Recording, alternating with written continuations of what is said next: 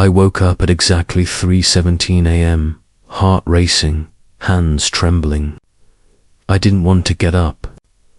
I told myself I'd stay in bed, try to shake it off, convince myself it was just a dream. But the weight in the room was unbearable, thick, almost alive. I could feel it pressing down, crawling under my skin, whispering urgency straight into my chest. I couldn't ignore it. Something was happening, something serious, something that would change everything. And I knew immediately that this was not just for me. It was for every believer who thinks they're prepared, who thinks they're safe, who thinks God's protection is automatic. I whispered into the darkness, almost pleading, "Lord, what is this?" And then I heard it, clear as day, sharp and commanding. "Get up. You need to hear this. You need to tell them." His voice wasn't gentle this time. It was firm, urgent, heavy with authority. My body moved before my mind could process it, and the second my feet hit the floor, everything shifted. The bedroom around me was the same, but also different, like reality itself had split open and allowed me to see another layer, a spiritual dimension overlapping the world I knew. And he was there, Jesus, not the Jesus I usually saw. This one's eyes were fierce, burning with grief and determination, like he'd been holding back storms for too long, and now the time had come. "Listen carefully," he said. "This week is dangerous. Very few are ready for what's coming. Most of my people have no idea. They are blind, asleep, distracted, thinking the battle is somewhere else. They are walking straight into attacks, and they don't even recognize them." My chest tightened. "Attacks?" I asked, my voice barely a whisper. He nodded. "Yes. On your mind, on your faith, on your relationships, and if they aren't ready, many will stumble, many will fall." I tried to comprehend what he meant, but before I could, he reached for my hand. The moment our hands touched, the room disappeared, and suddenly we were somewhere else entirely. We were standing in a crowded church, a Sunday service in full swing. Music filled the air. People singing, hands raised, eyes closed, faces lit with smiles of devotion. The pastor spoke with warmth, encouraging the congregation to trust, to have faith, to hold on to God's promises. It looked normal, familiar, safe. But Jesus' gaze cut through the scene like a knife. "Look closer," he said, and that's when I saw it. Shadows, figures, moving, following, whispering into the ears of every person leaving the pews.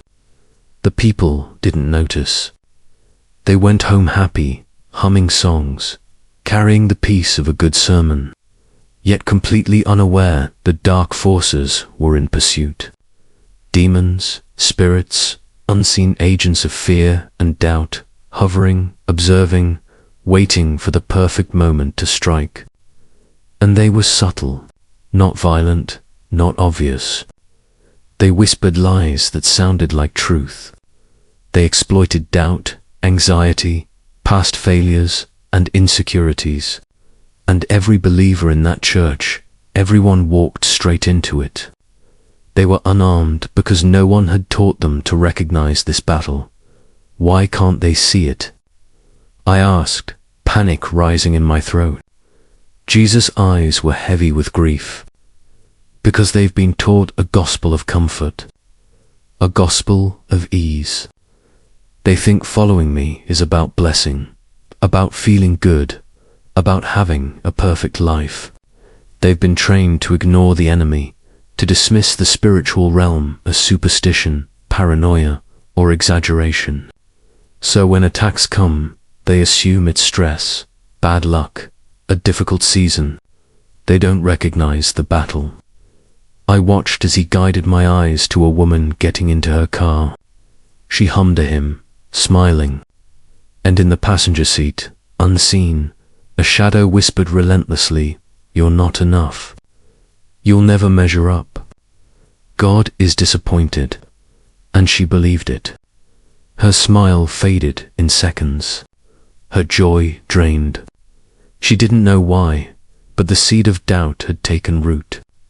And that, Jesus said, was happening everywhere. Right now. This week. Everywhere his people walked, completely unprepared for the assault. Then he showed me the first target, the mind. Your thoughts are under siege this week. Every believer's mind is vulnerable. Doubt, fear, discouragement, hopelessness all intensified. They will think these thoughts are their own, their truth, their reality. But they are not. They are attacks. Recognize them, name them, reject them. I saw visions of people at their desks, in classrooms, in their homes, struck suddenly with despair, whispers saying, "You're failing. You're not good enough. God has abandoned you." And they almost believed it. Almost. But that almost is the difference between defeat and victory, he said. The second target, he said, was relationships. Marriages, friendships, families. Every bond that had once been a source of strength was now at risk. The enemy would twist words, amplify offenses, exaggerate misunderstandings, inflame old wounds. Couples would argue over dishes, over schedules, over trivial things, and suddenly years of trust would feel like it was crumbling. Friends would drift apart over tiny slights. Parents and children would snap at each other, old resentment resurfacing, and yet none of them recognized it as attack. They blamed each other, themselves, circumstances. They never saw the hand of the enemy manipulating the scene. Finally, he said, the enemy is coming after faith itself. Circumstances will seem to contradict promises. Prayers will feel unanswered. Hope will feel distant. People will be tempted to question everything: God's love, His presence, His promises. And the more they doubted, the more susceptible they became to lies, whispers, despair. I saw a woman kneeling beside her bed, tears streaming, broken from months of unanswered prayer. Whispers telling her it's hopeless. God doesn't care. This is all a lie. And I wanted to reach through the vision and tell her it wasn't true. But Jesus said, this is why I need you to warn them. To tell them to recognize the attack, to fight back, to stay connected. He looked at me then, and his gaze pierced straight into my chest. This week, my people must wake up. They must be vigilant. They must recognize the battles before they recognize the lies. They must fight back, or they will fall. I swallowed hard, the weight of his words almost crushing me. But Lord, how do they fight back? How do they survive this? And he smiled, a small, firm smile, not of joy, but of authority, of confidence. I'm about to show them. But first, they must understand the urgency. They must understand why they are so unprepared. And that starts with you telling them, right now. I sank to my knees. My hands were still trembling, my chest heaving. The gravity of what I'd witnessed, what I'd been entrusted with, was almost unbearable. They have to hear this, I whispered, and Jesus nodded. Tell them this week, tell them immediately. Warn them, teach them, prepare them. Otherwise, many will stumble. But if they listen, if they recognize, if they fight, they will stand. They will survive. They will thrive. They will be victorious. I stayed there in silence, the weight of the vision pressing into me, knowing I had no choice. I had to tell this story. I had to get it out. I had to wake people up before it was too late. My hands are still shaking now as I record this, the words trembling out of me, but I cannot stay silent. The attacks are coming this week. They are real. And the way to survive is to see them, to recognize them, to fight back, and to stay connected to Him at every moment. I sat on the edge of the bed, my heart still pounding, replaying every second of what I had seen. Jesus leaned close, eyes burning, voice low but piercing. Jonathan, most believers think they are prepared because they pray, because they read, because they go to church. But they are blind. They walk into this week with no awareness of the attacks that are already in motion. I swallowed hard.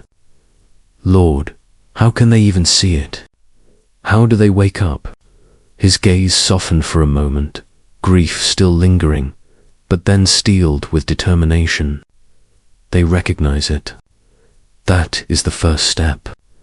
They must see the enemy's hand in the thoughts that come unbidden, in the doubt that rises, in the fear that whispers. It is not their own mind turning against them. It is a battle. And the moment they recognize the attack, they reclaim half the power it was going to steal. I nodded, though my chest felt tight. I had already seen it happen.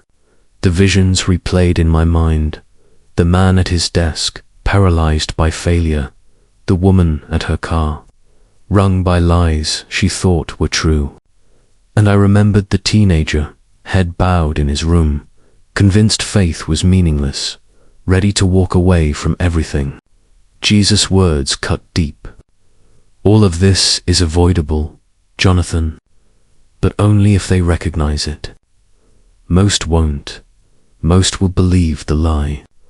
But those who see it, those who know, will fight back.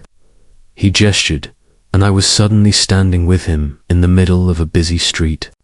People passed by, faces locked on phones, on schedules, on their own lives.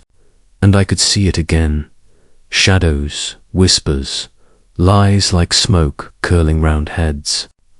They are everywhere, he said. No one is exempt. Not the young, not the old, not the strong, not the weak. They think they are safe because they are busy, distracted, comfortable.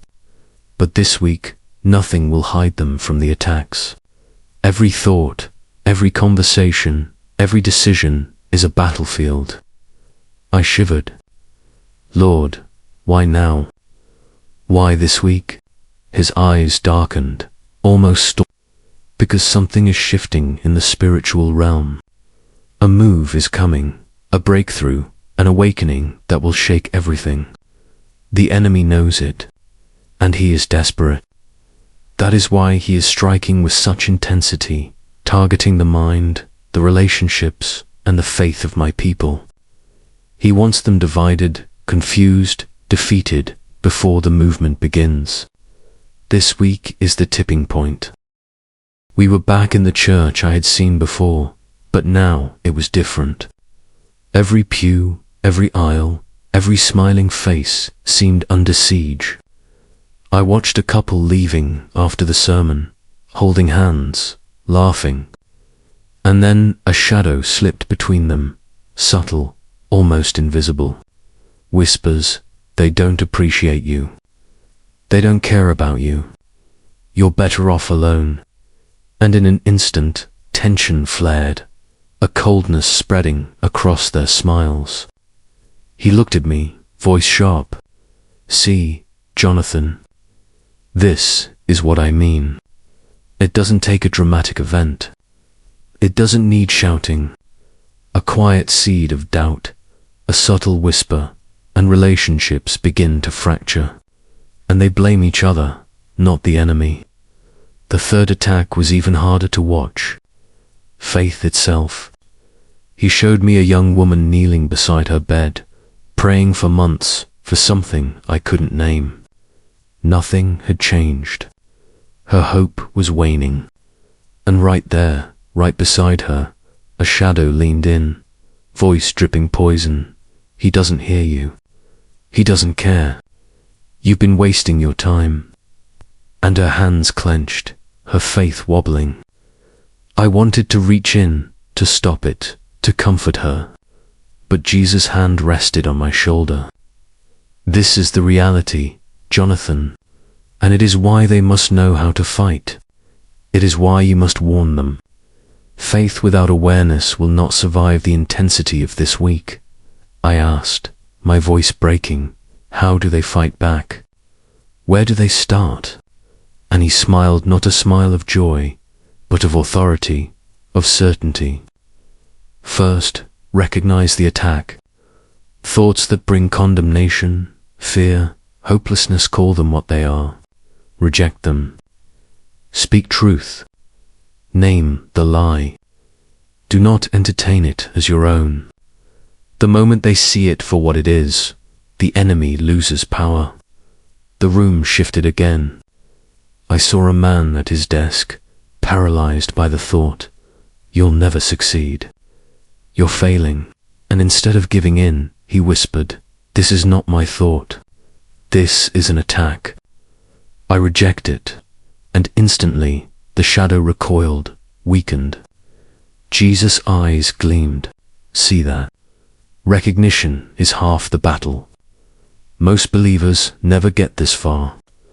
They never identify the lie, so they absorb it. They believe it, and the enemy grows stronger. But even one believer who recognizes the attack can resist and begin to reclaim ground. He gestured to a woman at home, sitting on her couch, overwhelmed with worthlessness. She opened her Bible. Her voice trembled as she spoke aloud the words she read. "I am fearfully and wonderfully made. I am precious. Nothing can separate me from God's love." And the shadows fled. The attacks lost their grip. I felt a lump in my throat. "This is what has been forgotten," he said, voice low but firm.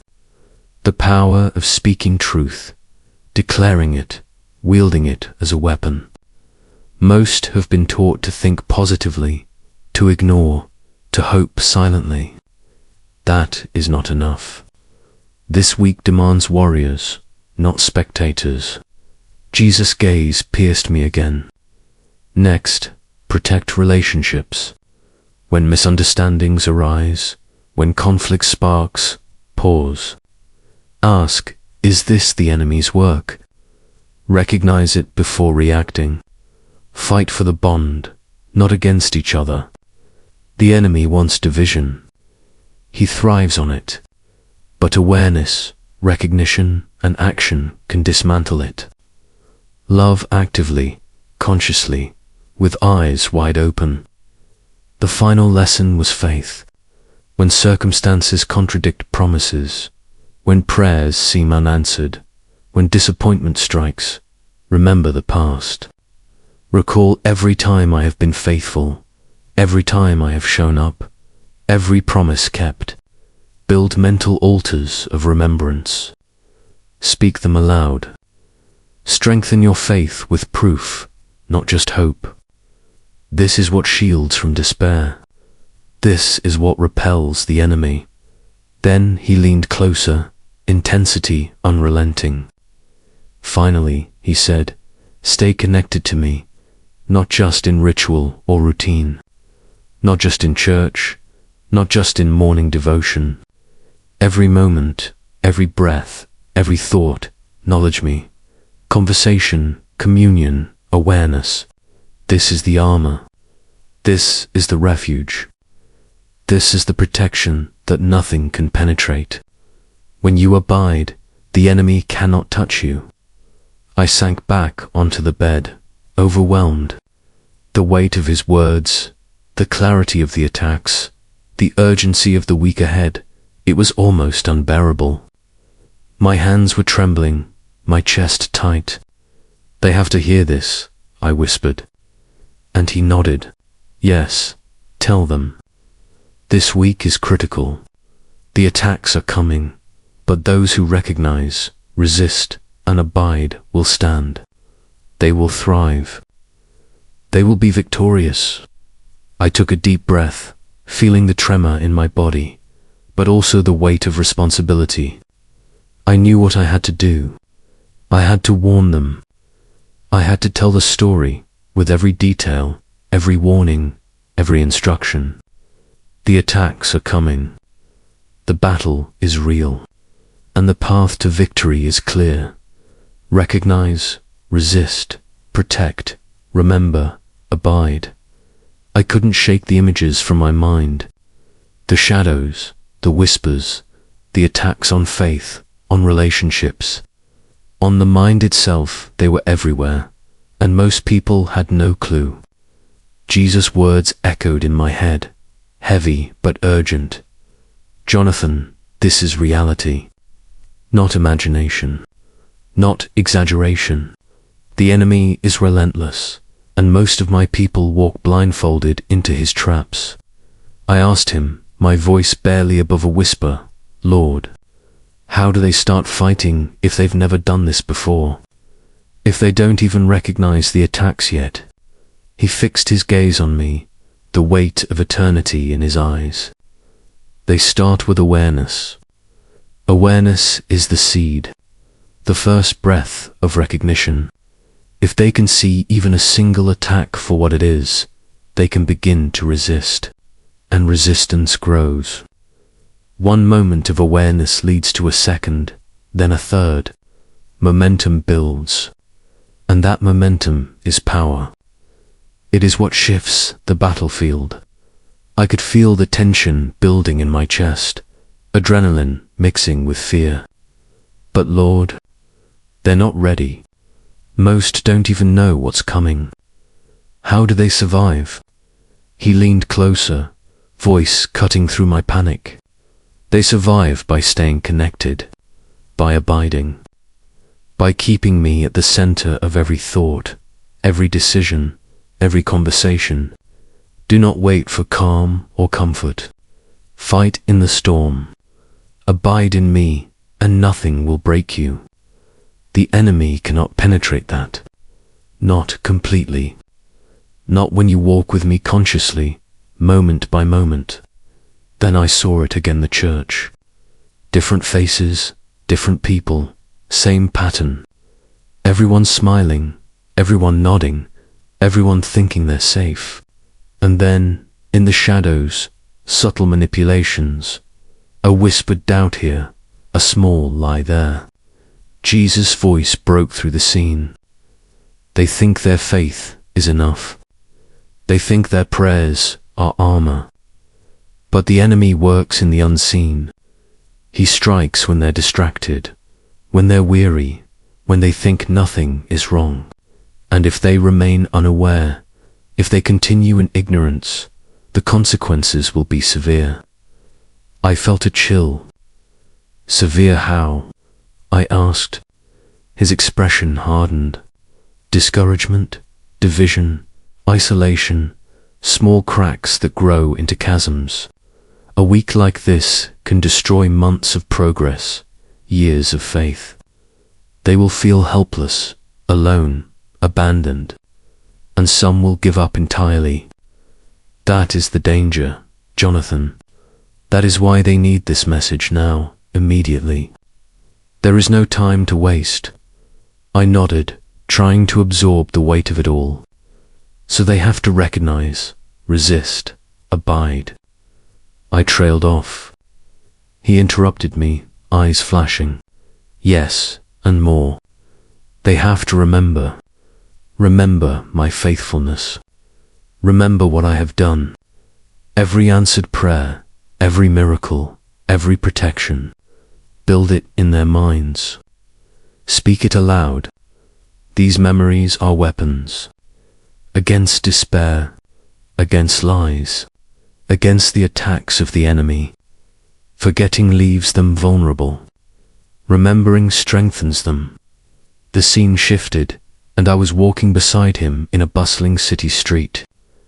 People rushed past, faces glowing with busyness, faces shadowed with worry, faces oblivious to the invisible forces at work.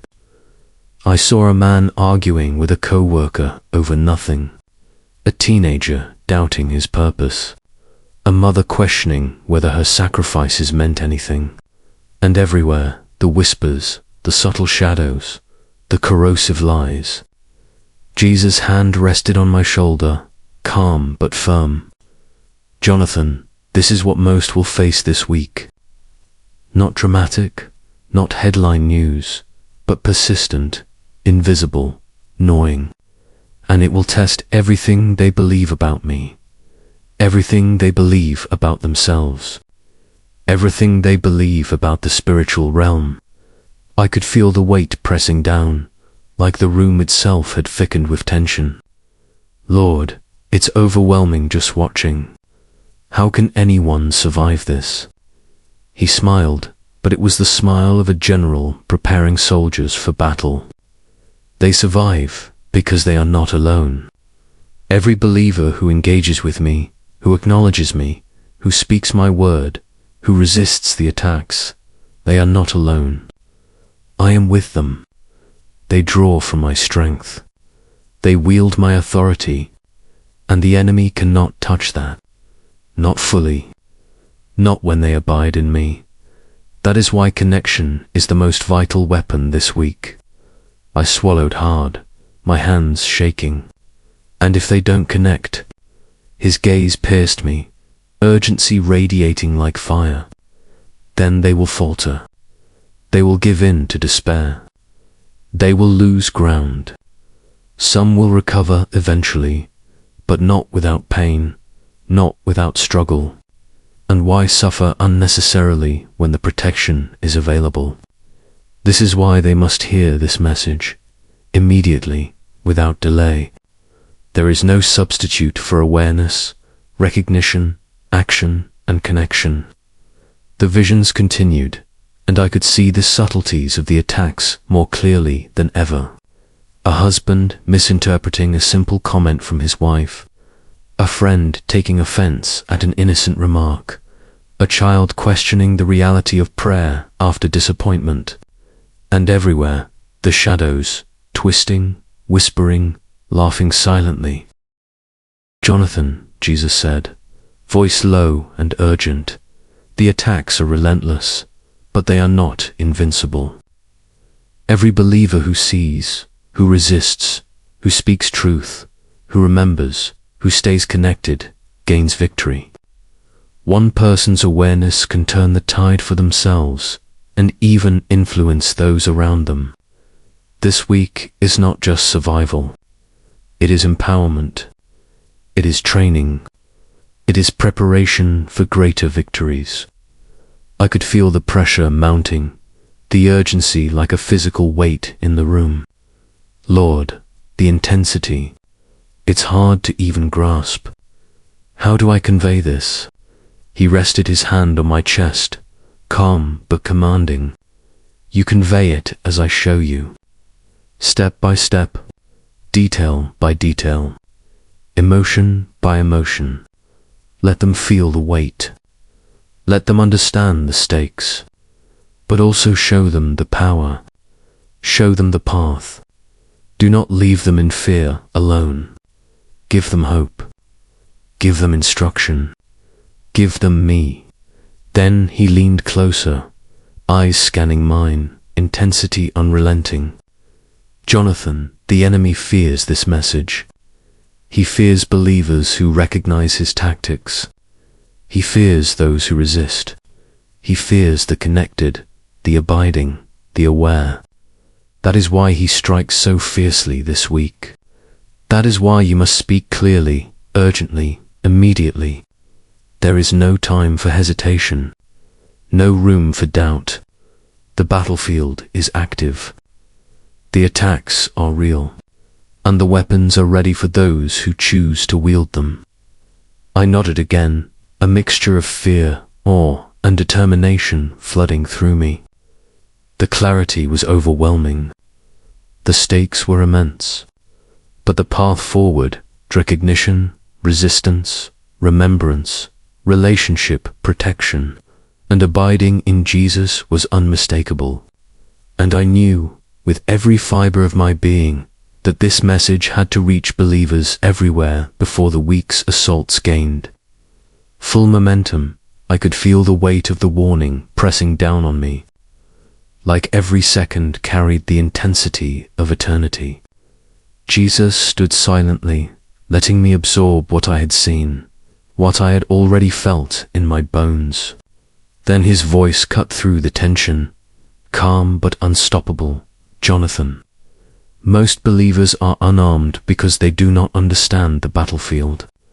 They think their faith alone is a shield, their prayers alone a sword.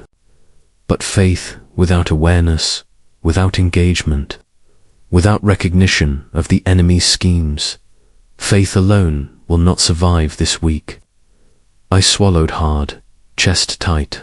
"So they need to see it, call it out, fight it." His eyes, dark and burning with authority, locked on mine. "Yes, but even more. They need to understand the tactics.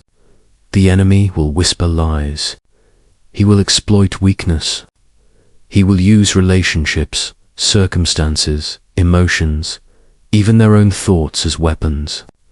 And if they do not identify his hand, if they do not counter with my word, if they do not stay connected, he will take ground they cannot reclaim without struggle. This week is decisive. Every believer must wake up. Every believer must engage.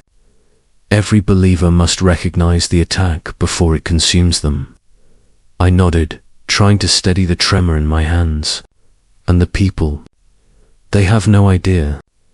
Most of them think life is just normal. His face hardened, grief laced with fire. Normal. Jonathan, the enemy, will use normal.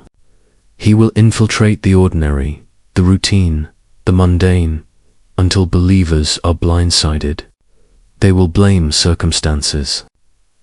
They will blame themselves. They will not see the spiritual battle raging just beyond perception. That is why this message is urgent. That is why I sent you to warn them. Now, immediately. The scene shifted again. I was standing in the middle of a bustling market. Faces everywhere, moving, distracted, consumed by their schedules, their worries, their own thoughts.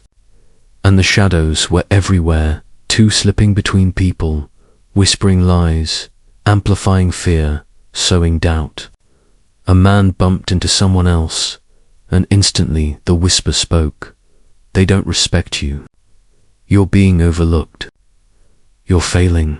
He clenched his jaw, feeling the sting, ready to snap. I glanced at Jesus. How do they respond to this without even seeing it? His voice cut sharply. Recognition, naming the lie, speaking truth. Even in the smallest moments. Every time they do, the shadow loses power. The whispers retreat. The ground is reclaimed. One moment of awareness is one step out of captivity. And this week, every step matters. I watched as another scene unfolded. A young woman sitting alone at her kitchen table, head bowed, overwhelmed by despair. Her prayers had seemed unanswered for weeks, months even. The enemy whispered, "God doesn't hear you. He doesn't care. You failed." Her hands shook. She wanted to believe it, and then she remembered. She remembered the times God had come through before. She spoke aloud the victories, the answered prayers, the protection she had forgotten, and I saw the shadows recoil, weaken, falter. Jesus' voice was urgent, almost commanding. "Remember, Jonathan. Remembrance is a weapon. Speak my faithfulness aloud. Let it push back the darkness. Don't just hope silently. Declare it. Build your altars of remembrance, and the attacks will lose their power." Then he gestured to another scene. Couples, friends, families. Seemingly ordinary conflicts, small misunderstandings, little offenses, but each was amplified by subtle, invisible influence. Words twisted, intentions misread, emotions manipulated. And the whispers, they don't care about you. You're alone. You're unimportant. Jesus' voice dropped, heavy with urgency. Most conflicts are spiritual in nature, even if they appear natural. And if believers do not recognize the tactic, they will fight each other instead of resisting the enemy. Pause. See the deception. Protect the bond. Pray. Speak truth. Fight for love, not against each other. Awareness is armor. I could feel my chest tighten as he spoke. Jonathan, this week is a test. Not of strength, not of knowledge, not even of endurance alone. It is a test of awareness, recognition, connection. Those who fail to see will falter. Those who rise will become fortified. And the difference is often just a moment of clarity, a word spoken, a truth declared. The visions shifted once more. I saw a man walking through a busy office, colleagues around him, challenges mounting, stress rising. And I saw it, the subtle manipulations, the whispers of doubt, the pressure mounting. And then he paused, whispered to himself, "This is not my thought. This is an attack. I reject it." He took a deep breath, opened his Bible, and declared a verse aloud. I watched as the shadows shrank, the pressure lifted, and clarity returned. Jesus' gaze was sharp, piercing.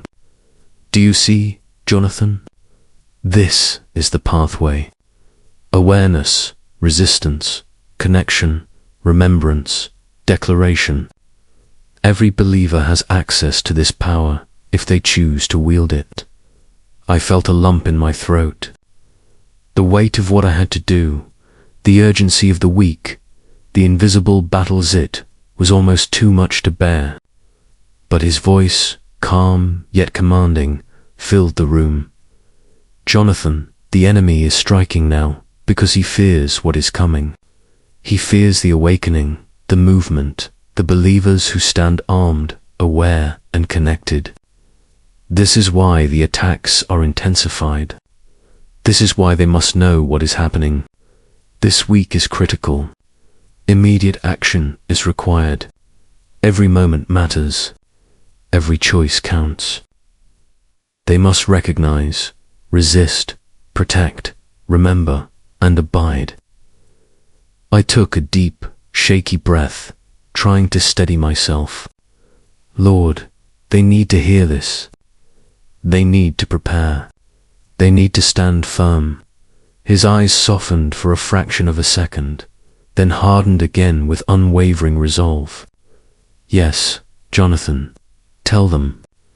Tell them without delay. Tell them the reality.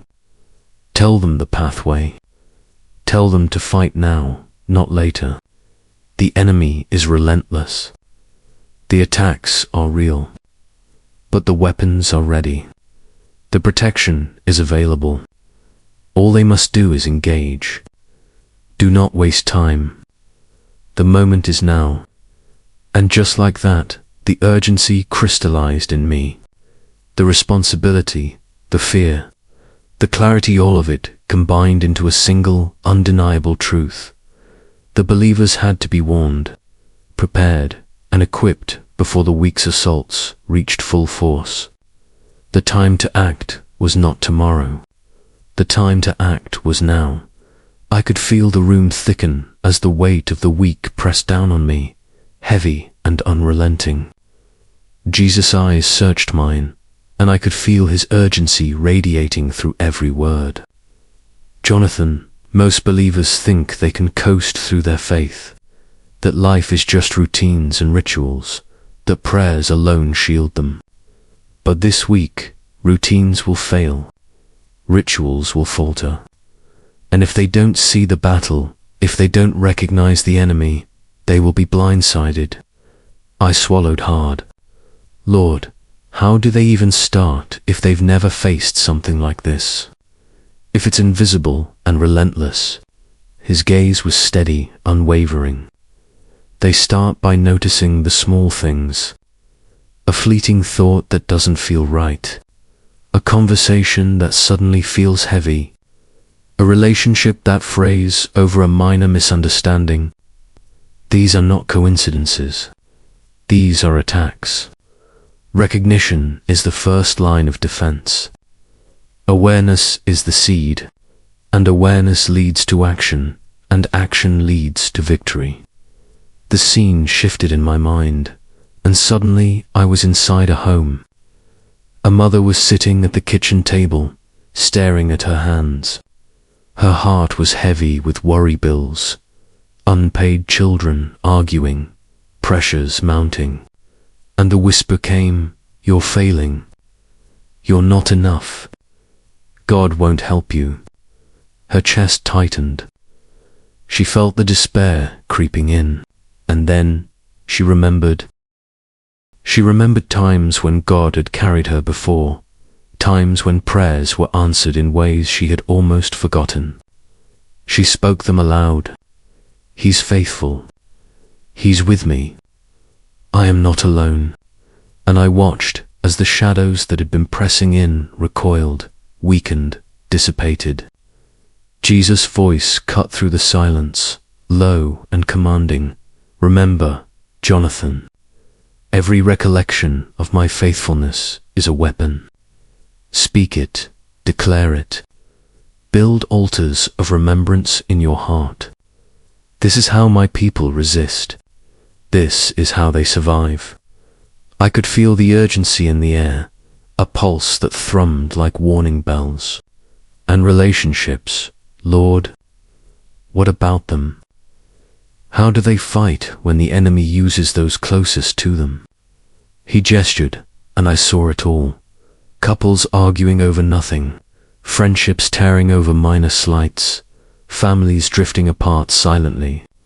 Shadows moved in, amplifying offense, twisting words, stirring resentment. This week, Jonathan, the enemy will target the bonds that sustain believers. Division is his weapon. Isolation is his goal. But recognition is armor. Prayer is a shield. Words of truth are swords. Fight for the relationship, not against each other. Pause, reflect, ask, is this the enemy or just a natural conflict? Most will miss this. But those who see it, they will withstand the attacks.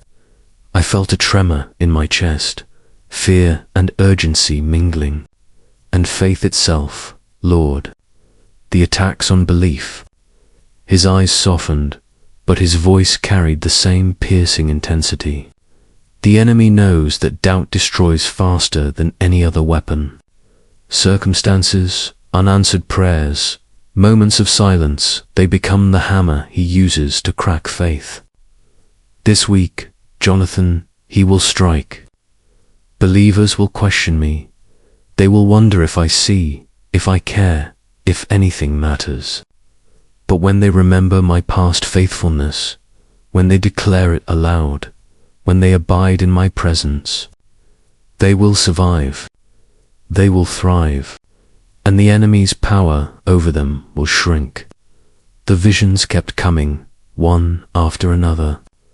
I saw a man in his office, pressure mounting, colleagues testing patience, emails piling up. The whispers came, "You're not enough. You'll fail. You'll embarrass yourself." His shoulders tightened. He felt the weight, ready to collapse under it. Then he remembered. He whispered, "This is not my thought. This is an attack. I reject it." He opened his Bible, read aloud a verse that came to mind, and I saw the tension leave him, the shadows faltering. Jesus' eyes met mine. "Do you see, Jonathan? Awareness, resistance, declaration, and abiding this is the pathway. It is simple, yet most ignore it. But it is enough to withstand the fiercest attacks. I could feel my own pulse racing, adrenaline mingling with fear. Lord, the intensity. It's hard to even describe. How do I get this message out so they understand? His hand rested lightly on my shoulder, firm, grounding. Tell them as I show you, detail by detail, emotion by emotion. Let them feel the urgency. Let them see the stakes, but also show them the way forward. Hope exists. Protection exists. Victory exists. But only for those who act.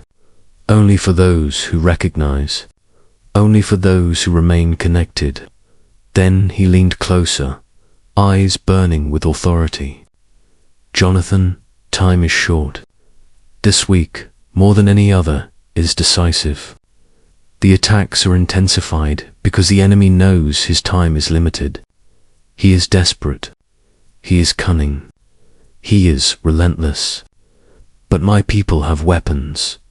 Awareness, scripture, prayer, protection of, relationships, remembrance, abiding. Those who wield them will not only survive, they will conquer. Those who ignore them will falter. And that is why this message is urgent, now, immediately. I nodded, feeling the weight, the fear, the responsibility. The urgency was undeniable. The reality of the invisible attacks, the subtle manipulations, the spiritual warfare was all pressing in. And I knew, without question, that believers needed this message now. Before the week's assaults could gain full momentum, before shadows whispered louder than truth, before despair crept unnoticed into hearts. The time was not tomorrow. The time was now. I could feel the urgency tightening around me like a storm. Jesus' gaze was unrelenting, burning with a mixture of grief and authority. Jonathan, this week is unlike any other. The enemy is mobilizing, coordinating, intensifying his attacks on every level. He is striking at minds, relationships, and faith simultaneously. And most believers, most of them are walking into it blind. I swallowed hard, the weight in my chest almost unbearable.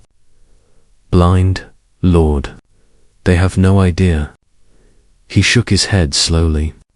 They are distracted by comfort, distracted by routines, distracted by teachings that soothe the flesh but leave the spirit unarmed.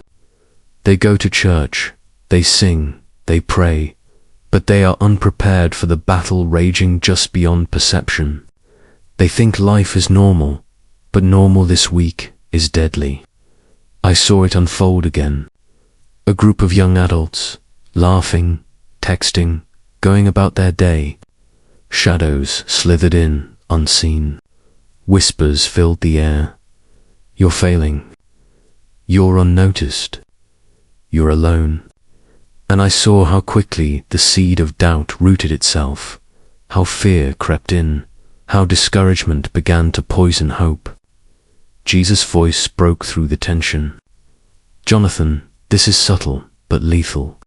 The attacks are precise. The enemy targets belief, confidence, unity. He wants isolation, despair, distraction. And if believers do not active, they do not recognize, he will succeed. I felt a chill crawl down my spine. Lord, what about those who try but don't know how to fight back? His eyes softened briefly, but his tone remained urgent. Those who try without guidance, without awareness, will be partially defended. They may survive some attacks, but they will bleed, Jonathan. And the attacks will accumulate. Every unrecognized lie, every unchallenged doubt, every ignored moment of influence strengthens the enemy's foothold. Awareness is the gateway. Without it, there is vulnerability. I glanced around, as if expecting to see the danger in the room. So, recognition is the first step. He nodded, eyes locking with mine. Yes, recognition. Naming the attack, refusing to believe the lie, speaking truth aloud. Awareness is not passive. It is a weapon. And this week, every moment of recognition counts. The enemy thrives on oversight, ignorance, and distraction. Do not underestimate him, Jonathan, but do not underestimate the power of my people who awaken to see him. The scene shifted again. I was in a school hallway. Students moving between classes, chatting, laughing. Shadows crept along walls, infiltrating their minds, planting seeds of insecurity, envy, doubt. A girl stopped, frustrated by a peer, feeling the sting of comparison, the whisper, "You'll never be enough." Her chest tightened. Fear began to whisper louder, and then she remembered. A verse from her morning Bible reading popped into her mind. She whispered it aloud. "I am chosen. I am loved. I am strong in him." And just like that, the whisper recoiled. The shadow faltered. Jesus' eyes gleamed as he said, "Jonathan, each recognition, each declaration, each step of awareness is a victory. Small victories accumulate into unshakable strength." I felt my own hands tremble as I absorbed the truth. Lord, it's so intense. How do I even get this across to them? He stepped closer, and his presence pressed down like an overwhelming wave. Jonathan, they must feel the urgency. They must understand the stakes. This is why I sent you. Not tomorrow. Not next week now. Right now. Every believer needs to know the battlefield exists. Every believer needs to recognize the attacks. Every believer needs to engage, speak, pray, protect, and abide. The vision shifted to a family at home. Parents trying to manage chaos, kids arguing, schedules overlapping. Shadows lurked at the edges, whispering, twisting, magnifying tension. And I saw it the potential for discord, for resentment, for isolation. Jesus' voice was sharp, cutting through the scene. This week, Jonathan, the enemy, will attack bonds that matter most. He will exploit misunderstanding. He will amplify offense. He will make the ordinary seem unbearable. And if they do not pause, recognize, and respond with prayer and truth, the fractures will widen. I could feel my chest tighten, heart racing. So, protection of relationships is as crucial as defense of the mind.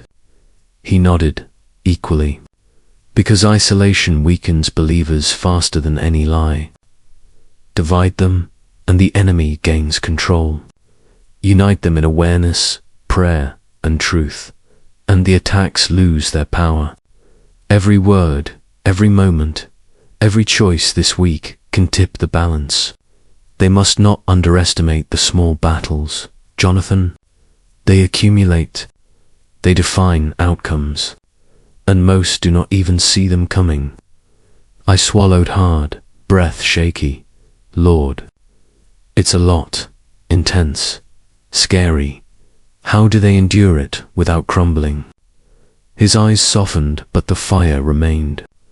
They endure it by abiding, by remaining connected, by speaking my word, by remembering my faithfulness, by protecting bonds, by recognizing the enemy's tactics. Every tool is ready, Jonathan. Every weapon is available. The difference is action, engagement, awareness. That is how my people withstand. That is how they triumph. I felt the weight of the responsibility pressed down. I realized the urgency wasn't just for the believers in the vision. It was for everyone hearing this message. For anyone who had assumed faith meant ease, For anyone who had forgotten that spiritual warfare is real. For anyone who had been taught comfort over readiness. This week, Jonathan, he said, is different. The attacks are intensified. The stakes are higher. The moments are critical. And the response must be immediate. The pressure in the room was almost suffocating. Jesus' eyes bore into mine, and I could feel the weight of the week pressing down on every believer, even those unaware. Jonathan, he said, his voice steady but filled with intensity, this week, every believer will face attacks that seem sudden, random, and overwhelming. The mind will be the first battlefield. Doubt, fear, shame, hopelessness, they will arrive disguised as ordinary thoughts, as your own conclusions. But they are not yours. They are weapons, and awareness is the only shield. I could feel my heart pounding. Lord, how do they even recognize the attacks if they feel so real? He shook his head, his expression both grave and unwavering. Jonathan, the enemy, thrives in deception. That is his strongest weapon. He wants believers to accept lies as truth. But truth spoken, truth declared, truth remembered cuts through deception like fire through dry grass.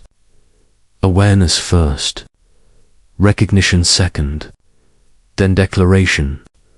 Without these steps, the attacks accumulate. They suffocate faith.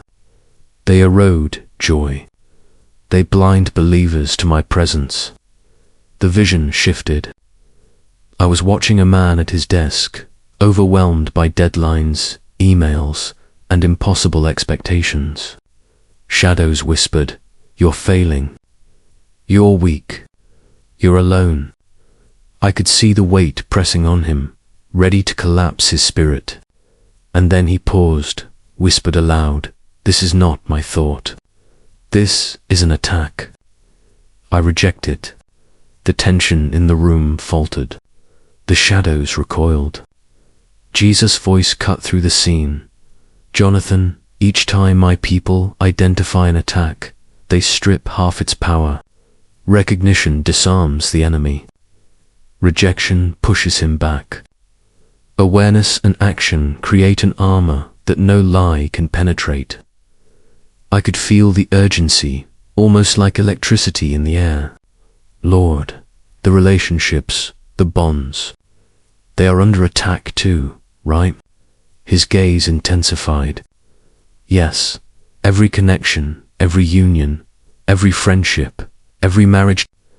The enemy seeks to isolate, divide, and discourage. Misunderstandings, old offenses, careless words, he amplifies them. Most believers will mistake his tactics for normal conflict. They will fight each other instead of recognizing the attack. But those who pause, reflect, and pray together, those who declare truth and protection over their relationships, will see the enemy falter. His influence crumble. I could feel the weight of the responsibility on my chest, and faith itself. Lord, when circumstances contradict belief, when prayers go unanswered, how do they fight? His expression softened, but the fire in his eyes remained. That is the hardest, Jonathan. Disappointment feels real. Silence feels real. Contradiction feels real. And the enemy uses that reality to whisper, "God doesn't care. You are forgotten. This faith is useless." But believers must remember my faithfulness, rehearse the victories, declare the past triumphs. Each memory, each declaration weakens the enemy's lies. Abiding in me strengthens faith in ways nothing else can. The vision shifted again. A woman knelt beside her bed, tears streaming, prayers unanswered, hope fading. The enemy whispered relentlessly, and then she remembered. She spoke aloud the ways God had moved in her life before, times he had shown up. Times prayers were answered. Times miracles had unfolded when she thought it impossible. The shadows weakened, faltered, and fled. Jesus' voice was calm but firm. Jonathan, remembering is a weapon. Not passive memory, but declaration. Build altars of remembrance in your mind and heart. Declare my faithfulness aloud. This is how the attacks are broken. I felt a tremor in my chest, fear and urgency mingling like fire. Lord, it's intense. How do they maintain this throughout the day? His gaze softened for a moment, then sharpened. Jonathan, abiding is not effort. It is awareness, conversation, recognition of my presence every moment. Morning, midday, night. Every interaction, every challenge, every success, every struggle, acknowledge me. Pray, speak, declare. This is how believers stand. This is how they resist. This is how they triumph. Connection is armor. Connection is strength. Connection is life. I could feel the tension building, like standing on the edge of a storm. Lord, what if they've never done this before? What if they don't know how to abide? He leaned closer, eyes blazing with intensity. Then they start now. Today, this week. One acknowledgement at a time. One prayer at a time. One declaration at a time. Awareness grows into habit. Habit grows into strength, and strength becomes victory. The enemy fears those who are connected, those who abide, those who recognize and resist. This is the difference between falling and standing firm. I could feel my hands trembling, my heart racing.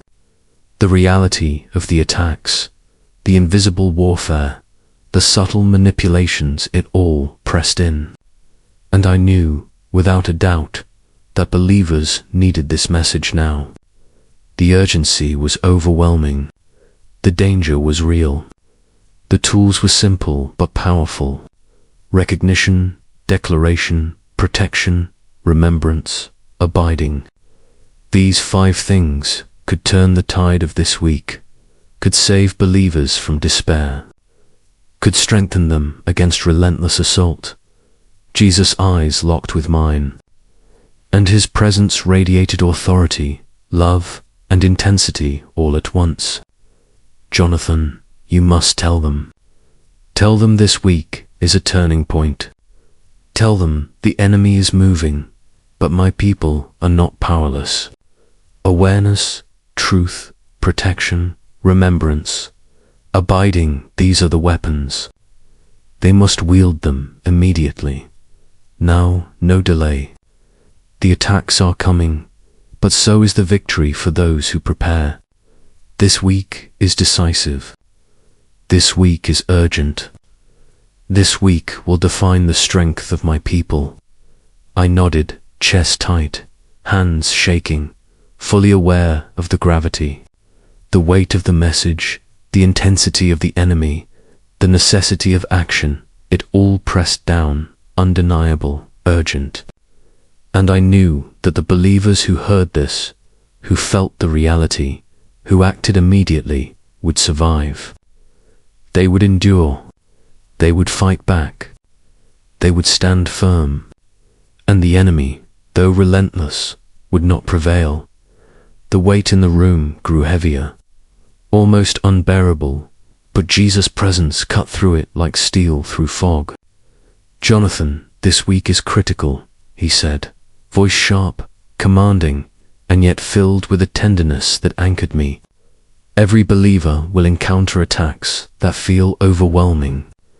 Every thought of doubt, every spark of fear, every challenge in relationships, every question about faith, it will all come at once. And most are completely unprepared because they've never been taught to fight like soldiers. I swallowed hard, my heart racing. Soldiers. Lord, what does that mean? How do they fight? His eyes flared. Determination and authority mingled with grief. They fight with awareness, Jonathan. Awareness first. Recognize the lies. Identify the attacks. Refuse them. Speak my word. Declare truth. Protect the bonds that matter most. Remember my faithfulness. Stay connected. Every step, every moment, every decision, they are at war. And if they don't act, they will fall not forever. Not eternally, but into discouragement, division, doubt, isolation. The vision shifted again. I saw a man walking to work, facing small annoyances that felt inconsequential. But shadows trailed him closely, whispering lies. You're failing. You're unnoticed. You'll never succeed. I could see his mind beginning to believe, panic rising. But then, almost instinctively, he whispered aloud, "This is an attack." I reject it. I am not defined by lies. And immediately, the shadows recoiled. I watched as fear began to lift, clarity returned, and his step became steady. Jesus' voice cut through the vision. Jonathan, each recognition, each spoken truth is a victory. Every believer who does this weakens the enemy. Every action matters. Even the smallest declaration of truth strips power from the attacks.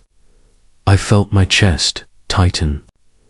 Lord, what about those whose relationships are already strained, who have long-standing wounds, bitterness, or conflict?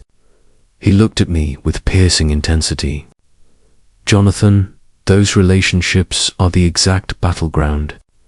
The enemy exploits old wounds, amplifies offense, twists words, manipulates situations. He wants isolation. But when believers pause, recognize the influence, speak truth, and protect the bond instead of attacking each other, the enemy falters. The ordinary becomes a battlefield, but it can also become a victory. The scene shifted again. I saw a family sitting round the dinner table, tension hanging in the air like a thick fog. Shadows moved silently between them, whispering division. You're misunderstood. You're unappreciated. You're alone. Words escalated into arguments, emotions flaring, frustration boiling. But then one of them paused, remembered Jesus' teaching, and spoke aloud. This is not from me. This is not truth. We choose unity. We choose love. We reject lies. I watched as the shadows faltered, the tension eased, and calm began to return. Jesus' eyes met mine. Jonathan, this is the power of recognition. This is the power of speaking truth. This is how my people fight the unseen battle and protect what matters most. I could feel the intensity pressing down, like standing in the eye of a hurricane. And faith itself, Lord, when prayers seem unanswered, circumstances contradict hope. How do they endure? His expression softened, the grief still there, but overlaid with unwavering authority. That is the hardest battlefield, Jonathan. The attacks on faith are subtle, insidious. They use disappointment, silence, unanswered prayers, unmet expectations. The whispers are convincing. God doesn't care. This faith is useless. Nothing matters. And yet, my people can fight back. They fight back by remembering, by declaring, by speaking aloud the truth of my faithfulness. They rehearse past victories. They remember answered prayers. They build altars of remembrance in their minds and hearts. And each act weakens the enemy's hold. Faith becomes unshakable when grounded in the reality of my presence, not the illusions of circumstance. I felt a trembling in my hands, a tightening in my chest. The weight of the message was overwhelming. Lord, how do they stay connected in the chaos of the week? How do they remain vigilant, aware, abiding? He stepped closer, and his gaze pinned me in place. Jonathan, it is simple but powerful. Not complicated, not ritualistic, not performative. It is connection, awareness, conversation, acknowledgement. Each moment they are aware of me, each prayer whispered, each declaration spoken, each truth remembered, each relationship protected, they are fortified. Abiding is armor, Jonathan. Abiding is strength. Abiding is the difference between being overcome and standing victorious. The vision shifted one last time. I saw believers throughout their day, walking, working, interacting, facing ordinary pressures. Shadows attempted to infiltrate, whispers tried to deceive, and attacks threatened to overwhelm. But each one paused, recognized, spoke, prayed, and remembered. And I watched the enemy falter, powerless, unable to penetrate. Jesus' voice, calm but unwavering, filled the space around me. Jonathan, this is the power available to my people. This week, more than ever, they must act. Every moment counts. Every recognition matters. Every declaration matters. And above all, abiding in me protects them from every attack, strengthens them, and ensures victory. I could feel the urgency, the intensity, the absolute weight of the week ahead. The attacks were real. The battlefield was immediate. The tools were available, but only through awareness, declaration, protection, remembrance, and abiding. This was not a message to be ignored. This was not a suggestion. This was a call to arms for every believer, a warning and a preparation.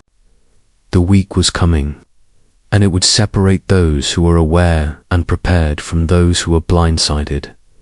The room felt heavy, almost crushing, but Jesus' presence radiated authority and clarity. Jonathan, he said, voice cutting through the weight, this week is decisive. Every believer will face assaults on mind, heart, and faith, but most will not even recognize them.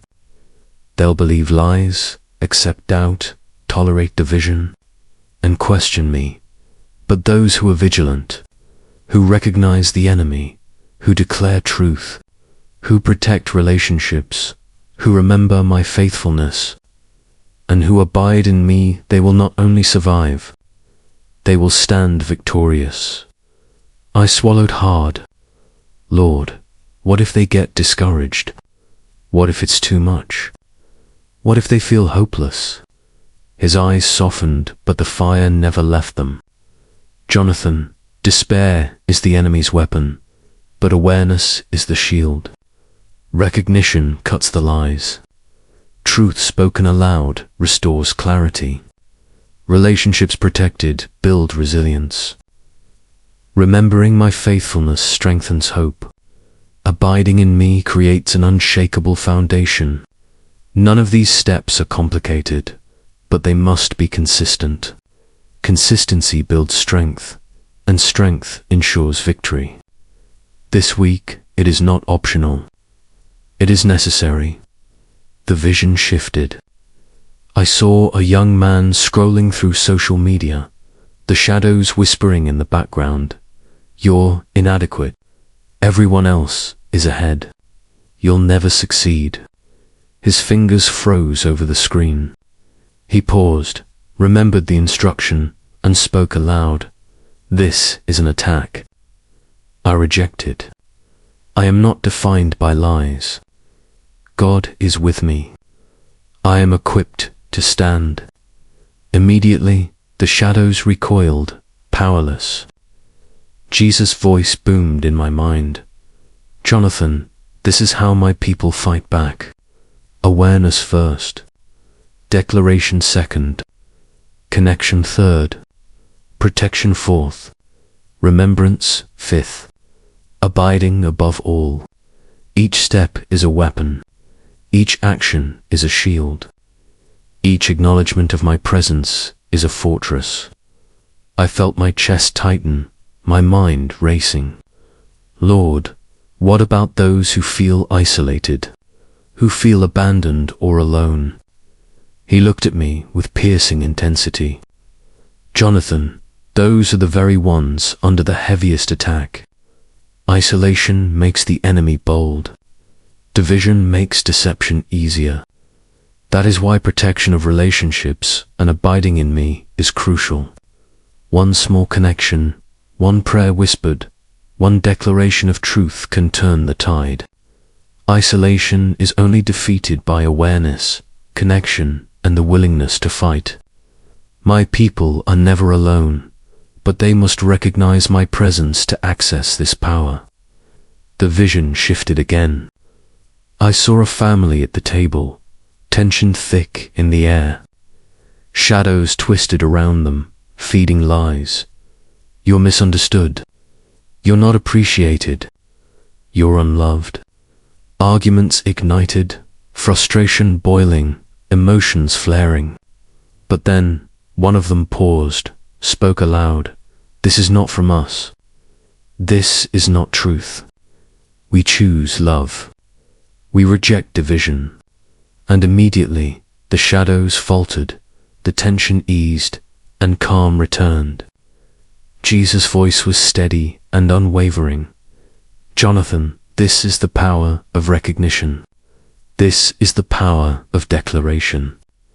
This is the weapon of my word. It protects relationships and defeats the enemy. I could feel my hands trembling, my heart pounding. The reality was overwhelming. The battlefield was real, the enemy relentless, but the tools were available. Awareness, recognition, declaration, protection, remembrance, abiding. These were the weapons. These were the shields. These were the keys to surviving this week, to thriving, to standing victorious. Every believer needed to understand this immediately. Jesus stepped closer, his eyes blazing with authority and love. Jonathan, tell them this. Warn them. Prepare them. This week is unlike any other. The enemy will intensify attacks, but my people are not powerless. Awareness, declaration, protection, remembrance, abiding, they are not suggestions. They are armor. They are strength. They are victory. If they take these steps, they will not be blindsided. They will not fall. They will stand firm and prevail. I nodded, chest tight, knowing the weight of the message. The urgency was overwhelming. Every believer who heard this, who understood the reality, who acted immediately, they would endure. They would resist. They would thrive. And the enemy, no matter how relentless, would be defeated before he could succeed. This was not a story. This was not a lesson. This was a battle plan. This was a warning. This was preparation. Jonathan, I need you to hear this clearly, he said. Eyes locked on mine like he could see straight through me. This week won't move slow. The attacks will come quiet, disguised, constant. The enemy will whisper to your mind, push against your relationships, and try to shake your faith until you question what's real. But those who recognize what's happening, those who declare truth, those who protect what matters and stay close to me, they'll stand. They'll endure. They'll overcome. I could feel my pulse pounding. Lord, what if some can't? His gaze softened but never lost its weight. They can, Jonathan. Every believer can. But they must stay aware. They must fight back with my word. They must guard their hearts and keep their faith anchored in me. The battle isn't meant to scare them. It's meant to train them. Every hit they take teaches them to stand stronger. Then the light shifted. The room fell still. His presence lifted, leaving only the echo of his words running through my chest like thunder. The warning wasn't just for Met, was for everyone who would hear this. Message in time. This is preparation. This is training. This is where you learn to stand firm. So, I need you to do something right now. In the comments, tell me you're awake. Tell me you're ready. Tell me you're not backing down, because I need to know. There are believers out there hearing this and taking it seriously, and subscribe. Share this message, because there are people around you who need to hear it. People who are about to get caught off guard. People who don't even realize what's coming. People who need to be warned. People who need to be ready. The enemy is moving this week, but Jesus is already here. And if you stay connected to him, if you walk with him, if you fight back using the strength he's already placed inside, you will win. You will stand. You will be victorious. I promise you that. Now go, prepare, stay awake, stay grounded, and fight back, because Jesus is with you and he's already waiting.